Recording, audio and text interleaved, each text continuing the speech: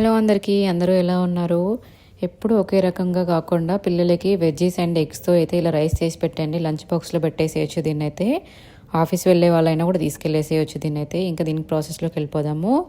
ఒక ప్యాన్ పెట్టేసుకొని ఆయిల్ వేసుకున్నాక గ్రీన్ చిల్లీస్ అలాగే గార్లిక్ వేసుకొని మంచిగా ఫ్రై అవ్వనివ్వాలి. రైస్తో పాటు తినేసేయచ్చు చిల్లీస్ కూడా. సో అవి ఫ్రై అయిపోయిన తర్వాత ఆనియన్, క్యారెట్, బీన్స్, క్యాప్సికమ్ అవి కూడా వేసుకొని కొంచెం ఫ్రై అవనిచ్చేసి మొత్తము వాటిని ఒక సైడ్కి తీసేసుకొని ఒక 3 ఎగ్స్ని అయితే తీసుకున్నాను ఇందులో. అవి వేసుకున్నాక అందులో కొంచెం పెప్పర్ పౌడర్ కూడా వేసుకొని కొంచెం అటు ఇటు బుర్జీలాగా చేసేసుకోవాలి. మరీ చిన్న చిన్న పీసెస్ లాగా కాకుండా.